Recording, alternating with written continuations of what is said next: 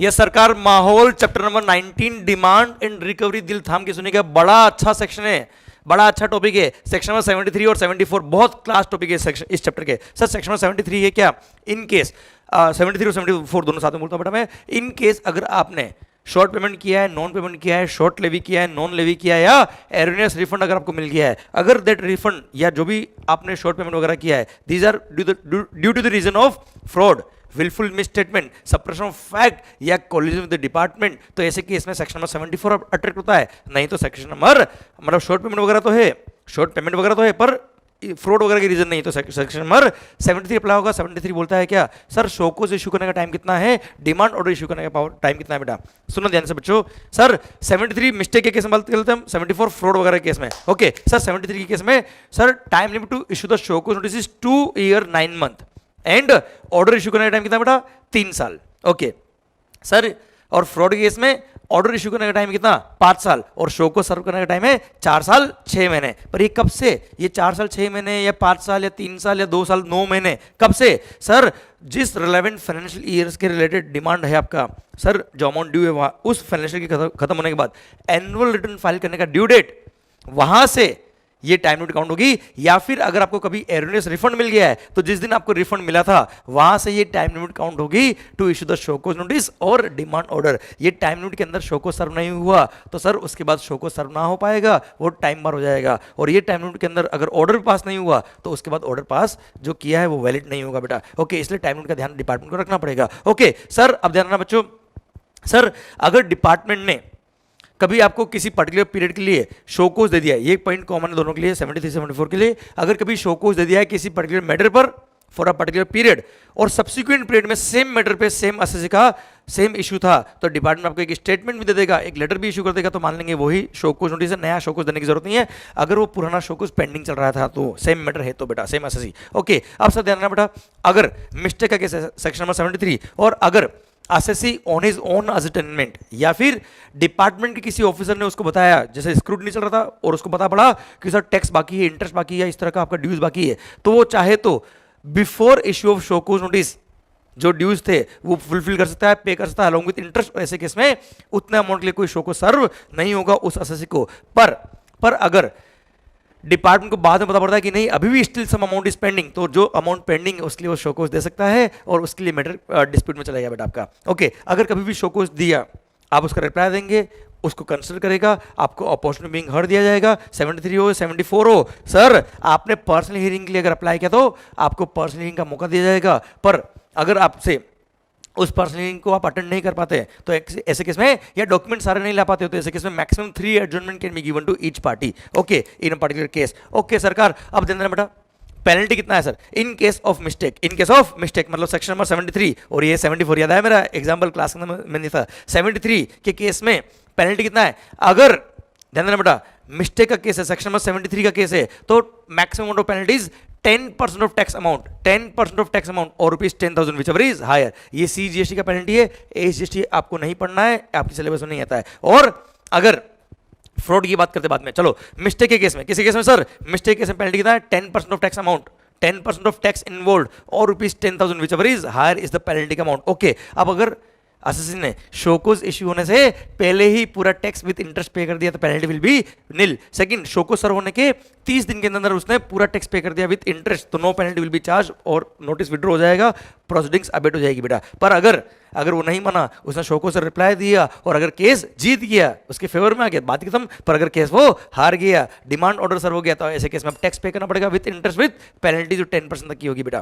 Clear, done. उसके बाद वो चाहे कि 30 दिन पे कर दे तो कोई बेनिफिट उसको नहीं मिलेगा, या फिर वो चाहे तो अपील में चला जाएगा बच्चों। ओके सर, आ रहा है फ्रॉड का केस। फ्रॉड में पेनल्टी कितना है sir, 100% of tax involve. I repeat, 100% of the tax involve amount is the penalty का अमाउंट, मतलब जितना टैक्स है उतना क्या हो गया, पेनल्टी हो गया। पर अगर शोकोज सर्व होने से पहले ही, फ्रॉड के केस में section number 74, sir show cause notice serve होने से पहले ही अगर उसने पूरा टैक्स पे कर दिया अलॉन्ग विथ इंटरेस्ट, तो ऐसे केस में केवल 15% of tax involve is the penalty amount, 15%। पर ध्यान रखना वो 15% भी शोकोज सर्व होने से पहले पे हो जाना चाहिए बेटा। सेकंड, अगर शोकोज सर्व हो गया उसके 30 दिन में अगर उसने पे कर दिया पूरा टैक्स विथ इंटरेस्ट तो ऐसे केस में पेनल्टी का amount will B 25% of the tax involve, पर वो 25% भी with in 30 days of the service of show को नोटिस पे हो जाना चाहिए। पर अगर आपने शो को सर्व हुआ, आपको लगता है नहीं आप केस जीत जाओगे, आपने रिप्लाई दिया, आपने 30 दिन के अंदर पे नहीं किया, अब ऐसे केस में आप अगर केस जीत गए तो शो को विड्रॉ हो जाएगा, no interest no penalty no tax. Okay, पर अगर आप केस हार गए तो ऐसे केस में अब आपको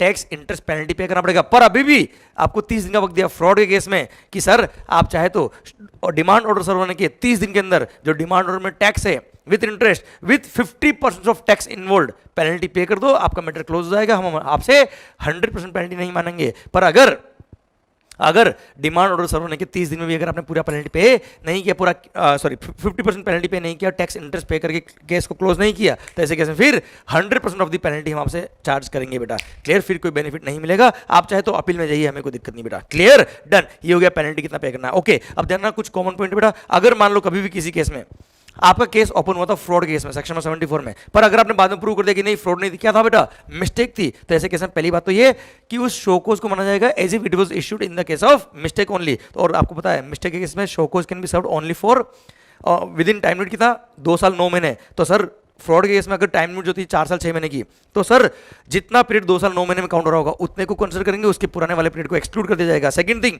टैक्स का अमाउंट जो 2 साल 9 महीने बनता है उतना ही पेबल आएगा विद इंटरेस्ट, और पेनल्टी भी maximum 10% of the tax involve ही हो सकती है बेटा उस केस में। ओके, सेकंड केस, अगर मान लो कभी भी आपने सेक्शन में 73 का केस था या 74 का केस था, आप अगर अपील में गए या एडजुडिकेशन के टाइम पे ही टैक्स का अमाउंट मॉडिफाई हो गया, ये जैसे 10 करोड़ का केस था, मान लो फाइनलाइज हुआ क्या, नहीं 3 करोड़ की डिमांड बनती सब, तो ऐसे केस में टैक्स का अमाउंट अगर मॉडिफाई हो गया तो अकॉर्डिंगली इंटरेस्ट और पेनल्टी का अमाउंट भी क्या हो जाएगा, मॉडिफाई हो जाएगा बच्चों। क्लियर, समझे मेरी बात बच्चों। माहौल ये था सर सेक्शन नंबर 73, 74 और कॉमन पॉइंट 75 के बेटा मैंने कुछ ले जो रिलेवेंट थे। ओके, अगर कभी भी कोर्ट ने किसी कारण से, कोर्ट ने या ट्रिब्यूनल ने कोई स्टे दे दिया बेटा किसी प्रोसीडिंग पे, तो ऐसे केस में डिपार्टमेंट का जो टाइम दे रखा है 3 साल और 5 साल का ऑर्डर सर्व करने का, या शो को सर्व करने का 2 साल 9 महीने और 4 साल 6 महीने का, तो वो टाइम ऑफ स्टे को एक्सक्लूड किया जाएगा while completing the time limit of this issuance of show को notice and order under section 73 और 74। Clear, done. ओके सरकार, आइए section number 161 rectification of error on apparent on the face of the record. अगर किसी भी officer ने कोई order pass किया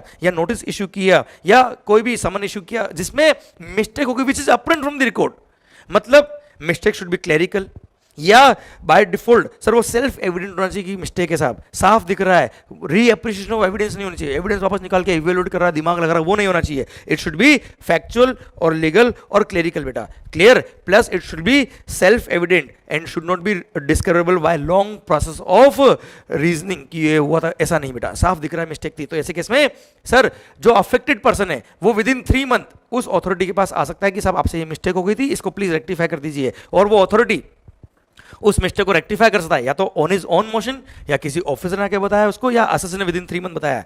क्लियर, वो ऑफिसर वो अथॉरिटी जिसने ऑर्डर इशू किया है वो अथॉरिटी उसको क्या कर सकता है, रेक्टिफाई कर सकता है, but rectification can not be made with in can not be made after 6 month. मतलब सर 3 महीने के अंदर एसएससी इंटीमेट करेगा या डिपार्टमेंट खुद देखेगा या ऑफिसर खुद देखेगा कि साहब गलती हो गई, तो 6 महीने के अंदर जिस दिन से उसने ऑर्डर पास किया या नोटिस इशू किया उसके 6 महीने के अंदर ऑर्डर को रेक्टिफाई कर सकता है। और हाँ, इस ऑर्डर को रेक्टिफाई करने से या नोटिस वगैरह को रेक्टिफाई करने से अगर एसएससी की लायबिलिटी बढ़ती है या रिफंड कम होता है तो ऐसे केस में उसको एक बार principle of natural justice follow करते हुए अपॉर्चुनिटी ऑफ बीइंग हर्ड देना पड़ेगा। Clear, done. ओके सर, आता है क्या section 76 tax collected but not paid to the government. सरकार, अगर आपने कभी टैक्स नहीं लगता है फिर भी कस्टमर से ले लिया या टैक्स कम लगता है पर आपने ज्यादा ले लिया कस्टमर से, तो ऐसे केस में जो आपने एक्सेस अमाउंट लिया है ये माना जाएगा it is a normal tax और आपको ये अमाउंट डिपॉजिट करना पड़ेगा to the government as if it is the normal tax. You can't say कि मेरी स्टाइल है कमाने की, ये तो एक्स्ट्रा टैक्स मैंने कलेक्ट किया मेरी स्किल से। आपकी स्किल कुछ भी हो, डिपार्टमेंट को टैक्स का अमाउंट के अगर आपने टैक्स के नाम से अगर कुछ पैसा लिया कस्टमर से, डिपार्टमेंट को आपको पे करना पड़ेगा। ध्यान रखना बच्चा, as if it is the normal tax. और अगर आप पे करने में लेट होते हो तो सर आपको ये अमाउंट पे करना पड़ेगा along with interest 18% per annum, simple interest number of days आपसे। अब आप बोलोगे सर ऐसा तो फिर गवर्नमेंट ने एक्स्ट्रा टैक्स ले लिया, तो सर गवर्नमेंट ने साफ यह बोला है क्या, ये जो अमाउंट आपने हमको दिया है ये हम हमारे पास नहीं रखेंगे, ये हम उस पर्सन को रिफंड दे देंगे जिससे आपने एक्स्ट्रा लिया है टैक्स जो नहीं लेना था बेटा। क्लियर, अगर वो आया रिफंड के लिए हम उसको रिफंड देंगे, हमें कोई दिक्कत नहीं, या फिर this amount will be credited to consumer welfare fund.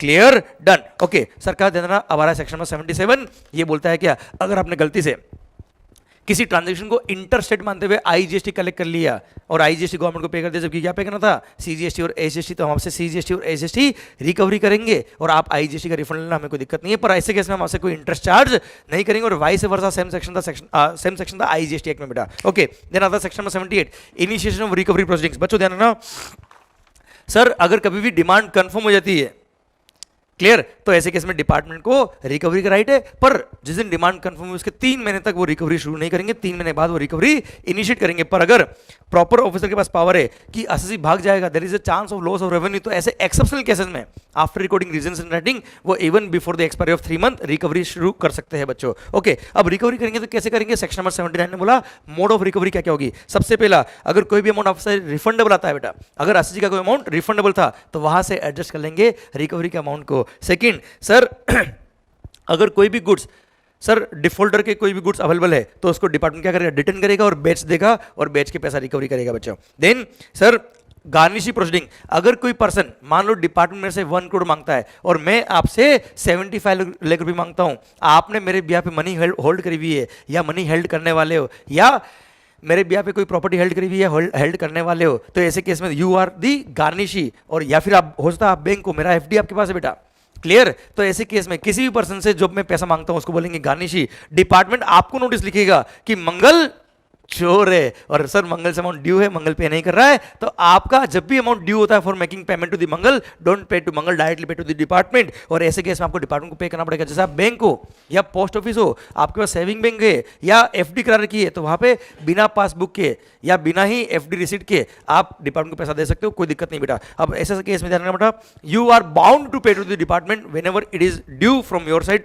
For making payment to me, clear, आपको डिपार्टमेंट को देना ही पड़ेगा। ओके, पर अगर आपने डिपार्टमेंट को अमाउंट पे नहीं किया, जब आपका पेमेंट ड्यू हो रहा था मेरे को पे करने के लिए, आपने डिपार्टमेंट को पे नहीं किया, तो this amount will be recovered from you as if it was recoverable from you only बेटा, क्लियर, समझे मेरी बात। और हाँ, मीनवाइल अगर मैंने डिपार्टमेंट को पे कर दिया तो ऐसे केस में डिपार्टमेंट चाहे तो रिकवरी नोटिस जो आपको इश्यू किया इन्होंने वो विड्रॉ भी कर सकता है या उसको अमेंड भी कर सकता है। अच्छा, बाद में पता पड़ा कि 75 लाख नहीं 80 लाख मांगता हूं मैं तो आपसे, तो डिपार्टमेंट उसको मॉडिफाई करके इंक्रीज भी कर सकता है, कम भी कर सकता है, ये सब पावर दे रखे डिपार्टमेंट को रिकवरी के लिए बेटा। ओके, सरकार अब बता दी क्या प्रॉपर ऑफिसर के पास पावर है कि वो चाहे तो मेरी इमूल बॉडी को भी अटैच कर सकता है और इमूल बॉडी को अटैच करके सर मेरे को 30 दिन का वक्त देगा कि पेमेंट कर ले, और उस 30 दिन में मैंने पेमेंट नहीं किया तो मेरे से वो प्रॉपर्टी बेच के पैसा रिकवरी करेंगे, और अगर एक्सेस अमाउंट कलेक्ट होता है उनको तो एक्सेस अमाउंट सरप्लस अमाउंट जो होगा वो मेरे को रिफंड कर देंगे वापस से बेटा, क्लियर। पर हाँ ध्यान रखना, मेरे को रिफंड तभी करेंगे जब उनका जो प्रॉपर्टी अटैच करने का, बेचने का जो खर्चा था, ये सब खर्चा लेस करने के बाद, उनका जो रिकवरी का अमाउंट था वो सब लेस करने के बाद जो अमाउंट बचता है वो मेरे को देंगे बेटा ये लोग। ओके सर, उनके पास ये भी पावर है कि वो चाहे तो डिस्ट्रिक्ट कलेक्टर को एक सर्टिफिकेट ऑफ रिकवरी भेज देंगे, who is the power to recover the amount as arrears of land revenue बेटा। अच्छा, डिस्ट्रिक्ट मजिस्ट्रेट को भी वो लेटर लिख सकते हैं, सर्टिफिकेट ऑफ रिकवरी दे सकते हैं और बोल सकते हैं कि प्लीज ये अमाउंट रिकवर करिए, और मजिस्ट्रेट के पास पावर है कि वो रिकवरी कर सकता है as if it is the fine leviable by him, और ये लोग प्रॉपर्टीज बेच के पैसा रिकवरी कर सकते हैं मेरे से। Okay, then recovery through execution of decree et cetera. Sir अगर मैंने कोई भी कोर्ट से एग्जीक्यूट किया हुआ है सर सिविल कोर्ट के थ्रू, तो उसके थ्रू भी डिक्री को एग्जीक्यूट करके ये लोग रिकवरी कर सकते हैं। Then sir recovery through surety, sir guarantor था सर कोई, तो गारंटर अगर मैं पैसा दे रहा हूं तो गारंटर को पकड़ेंगे और उससे पैसा लेंगे बेटा। Then recovery from the company in liquidation, तो सर लिक्विडेटर जो अपॉइंट होगा उससे रिकवरी करेंगे बेटा ये लोग। देन आता है क्या सर, अगर मैंने कभी बॉन्ड या कोई भी इंस्ट्रूमेंट एग्जीक्यूट किया था तो बॉन्ड या इंस्ट्रूमेंट की जो कंडीशंस थी वो अगर मैंने वायलेट कर दी, मैंने पे नहीं किया, तो बॉन्ड एग्जीक्यूट करके जो मेरी सिक्योरिटी थी उसको उससे रिकवरी करेंगे या अदर मोड से मेरे से रिकवरी करेंगे। देन अच्छा, सीजीएसटी एक्ट का ऑफिसर है रिकवरी करने अगर आया तो वो एसजीएसटी का भी रिकवरी करेगा बेटा। ऐसा नहीं कि सीजीएसटी का ऑफिसर है तो सी का ही रिकवरी करेगा, एस का तो एस का ही। मेरा जो ज्यूरिसडिक्शनल ऑफिसर है वो अगर सीजीएसटी का है तो सी और एस दोनों का रिकवरी करेगा, मेरा ज्यूरिसडिक्शनल ऑफिसर एसजीएसटी का है तो एस और सी दोनों का रिकवरी करेगा बेटा। अच्छा, रिकवरी करते वक्त मान लो पूरा अमाउंट रिकवरी नहीं हुआ, जैसे 50 लाख सीजीएसटी बाकी था, 50 लाख एसजीएसटी बाकी था, रिकवरी जो हुआ वो केवल 70 लाख हुआ, तो ऐसे केस में जिस प्रोपोर्शन में सीजीएसटी और एसजीएसटी का अमाउंट ड्यू था मेरा इंक्लूडिंग टैक्स इंटरेस्ट पेनल्टी, उसी प्रोपोर्शन में जिस अमाउंट को उन्होंने रिकवर किया उसी प्रोपोर्शन को डिवाइड करेंगे और रेस्पेक्टिव सीजीएसटी और एसजीएसटी डिपार्टमेंट को पैसा दिया जाएगा बेटा, क्लियर, डन। और सर ध्यान रखना बच्चों, डिस्टिंक्ट पर्सन से भी रिकवरी हो सकती है बेटा। The term person also include distinct person having the same PAN number. Sir ध्यान रखना, सर रजिस्ट्रेशन नंबर अलग अलग होंगे, फिर भी अगर मान लो मेरे एक रजिस्टर नंबर पे रिकवरी बनती है, दूसरे रजिस्टर नंबर पे रिफंड बनता है फॉर एग्जांपल, तो उससे भी रिकवरी हो सकती है सर, कोई दिक्कत वाली बात नहीं है बेटा। आइए सेक्शन नंबर 80 की तरफ बढ़ते हैं। Payment of tax and other amount in instalment. अगर रीजनेबल केस था तो मैं चाहूं तो कमिश्नर को अप्लाई कर सकता हूं और कमिश्नर रीजनेबिलिटी को देखते हुए बोल सकता है ठीक है जा ईएमआई में पेमेंट कर दे, इंस्टॉलमेंट बेस पे पेमेंट कर दे, पर he will allow me the payment in instalment but not more than 24 monthly instalment. और ध्यान रखना अगर मैंने सेल्फ असेस लायबिलिटी जो मैंने रिटर्न में शो करी थी वो तो मेरे को पूरा पे करना पड़ेगा, उसके लिए कोई ईएमआई का ऑप्शन नहीं मिलता बेटा। क्लियर? मैक्सिमम 24 मंथली इंस्टॉलमेंट ध्यान रखना, वो चाहे तो कम भी दे सकता है। और अगर मैंने कोई ईएमआई पे करने में डिफॉल्ट किया तो मेरा ये जो फैसिलिटी मेरे को दिया है वो क्या हो जाएगा, विड्रॉ, इमीडिएटली पूरा अमाउंट मेरे को पे करना पड़ेगा, नहीं तो वो रिकवरी करेंगे मेरे से बेटा।